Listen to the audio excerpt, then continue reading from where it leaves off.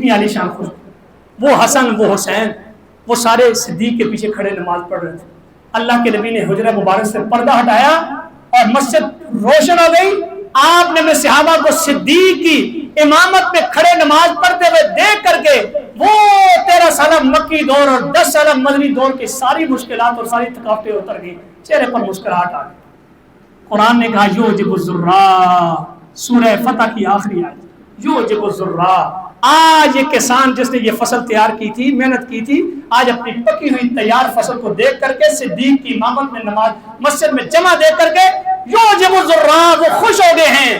لیکن اسلام کے دشمن، نبی کے دشمن، نبی کی فصل کے دشمن، لیغیظ بہم الکفار، کافروں پر غیظ و غضب طاری ہو گیا. اور اس وقت سے طاری ہوا اور آج تلک طاری ہے اور جاری اور ساری ہے.